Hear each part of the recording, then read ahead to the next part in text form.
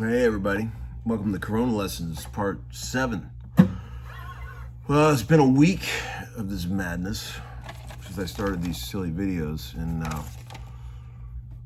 figured maybe this is time to answer a few questions that have showed up in the comments section, right? First of all, thanks for all the kind, sweet things that everybody says. They appreciate the videos and all that. I feel it, man. I feel it. You know, it's just a fucking weird time in the world right now, and my intentions are pure. I'm just trying to give some people some stuff to do, you know, but few people don't like it apparently, but anyway, whatever. So, I got some questions. I'll answer a few. I wrote them down here. Here's what some people said. I got 2 pick-related questions. One said, "Great video. Thanks for the effort you put into it. What pick brand and thickness do you prefer, Tom?" And another guy said, "Hey, Tom, are you using the rounded fat edge of the pick?" Well, I just use Fender mediums, just like everyone else, right? The old school Fender mediums. Mine say Bukovac on them now. You know. Of course they do. And yeah, I use the pointed edge for a hard sound, and I use the shoulder for a big fat bluegrass tone. It's amazing how many people don't realize the difference that this makes in the tone when you flip. It's a tone control. You know, I sometimes will hand a beautiful acoustic guitar to some guys that have no idea how to play an acoustic guitar, and I'll say, "Hey, check this out," and they'll go, "Oh, cool. Sounds great, man." And they're playing with like the pointed edge of the pick. You know, it's like, that's not where the tone is, brother. You gotta play with that big shoulder right there. That's where you get the big Brian Sutton tone. Warm. Sometimes you want that sharp tone with the point. That kind of thing. Who cares about picks? I play with my fingers a lot too. So here's another one. "Great lessons. Could you do one on melodic patterns and maybe talk about how you approach playing over chord changes?" No. Okay, here's another one. "Book, is the amp you're using the battery-powered microcube?" Microcube? What microcube? What microcube are you talking about? Okay, here's another one. "You know what I really love about your playing, Tom? You never ever sound like you're bullshitting. It never sounds like you're just noodling. It always sounds like music. And are you a Daniel Lanois fan?" Of course I'm a Daniel Lanois fan. What kind of music fan wouldn't love Daniel Lanois? He's amazing. And I appreciate that about the always sounds like you're playing music. You know, I do have something to say about that. This episode is all about running my Cleveland ghetto mouth and not playing so much guitar. I hope that's all right with you guys. Man, you know, I probably shouldn't get into this, but I will. One of my problems with a lot of guitar players that are inexperienced or whatever, they just sort of play in patterns in boxes, and they just sort of let their fingers fall where they're used to falling. You know, muscle memory. I've played it this way a million times, and I'm just gonna mindlessly play it that way again. And that's not guitar to me, man. It's like, don't ever just play something because that's where you're used to having your fingers fall, right? It's like, sometimes when I'm in the studio, if they want me to put a solo on something, I'll just say, play the section and let me listen to it like 3 or 4 times, you know, and there'll be like an 8-bar blank, and I'll hear it, and I'll just start singing melodies in my head. I'll make up little, you know, melodies and things, and then I'll fish them out on the guitar, and that makes for a way more interesting solo than just, you know, noodling and letting your fingers fall where they may. I tell that to a lot of guitar players, and I think that's pretty important, man. I think that's, you know, don't just let your fingers fall wherever they normally fall. That's silly. Okay, so what's another one here? Let's see. "Great video. You deserve more views." I don't care about that. I appreciate it. But this is just to help my fellow guitar nerds get through this horrible time. Here's another one. My daughter wanted to know your opinion of who is the best vocalist of all time. Sarah, bring me another beer. A cold one this time. My wife, Sarah, is definitely the best singer of all time. Okay, now, here's one more. Yeah, you look bored. Or was that drunk? Stick to your drinking and forget the videos.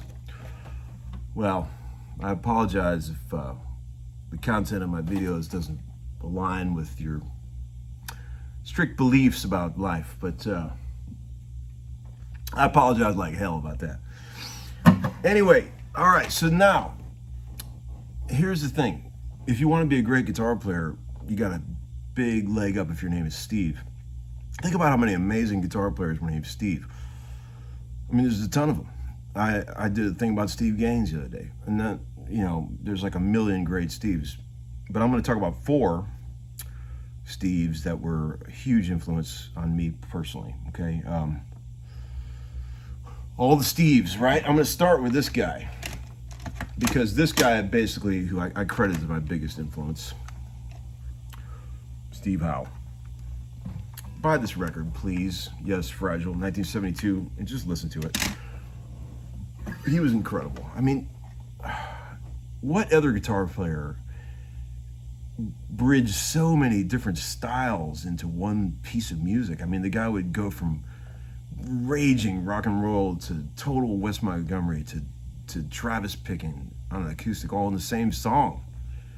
I mean, classical, jazz, not much on blues he wasn't, but man, Steve Howe. I mean, come on. Steve Howe.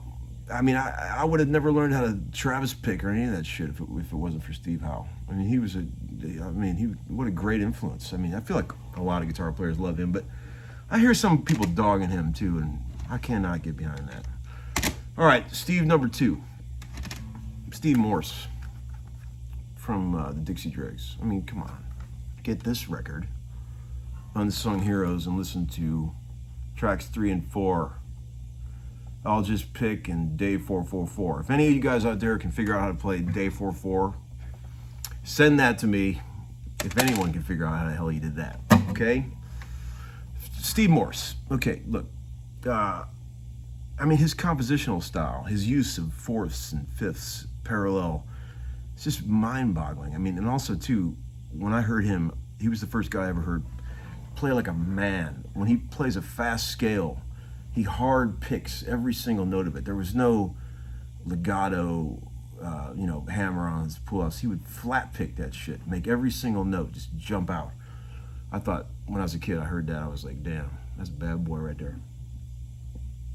Okay, Steve number 3. This is a big one. Steve Hackett, Genesis. I am the biggest Genesis freak you will ever meet in your entire life, okay? I love the Gabriel era Genesis and post-Gabriel era Genesis. I've read every book, watched every single documentary you could ever watch about Genesis.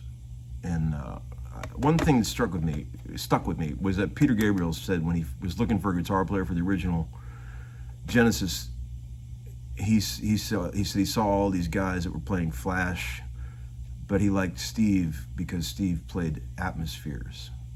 Man, how cool is that? And he does play Atmospheres. Most original guitar player. I mean, talk about a style all of his own. There's a track on this record called The Supernatural Anesthetist. It's it's on the second CD, track 4. Amazing little track there, pretty funny.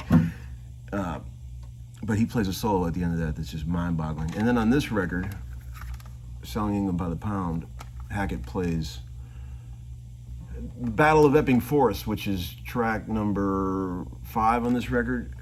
4 minutes into it, he goes into this unbelievable echo guitar thing where he's playing these incredible voicings, using the echo to sort of create a rhythm.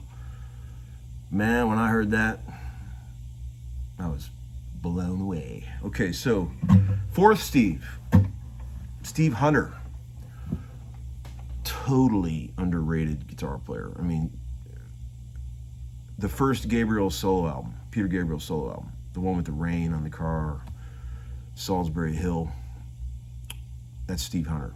He wrote that riff, played that acoustic guitar bit, played a bunch of amazing stuff on other Gabriel solo albums. He played with Lou Reed, played with, Alice Cooper. He played the ghost guitar on a lot of old Aerosmith that no one really knows who played what part, but you can bet Steve Hunter played a good bit of that. Man, I met him a time or two. Sweet, sweet guy, and just a totally underrated guitar player. Steve Hunter, man. Bad, bad boy. All right, I've yacked on enough. Sorry this is so long. Hang in there, everybody. We're going to get through this.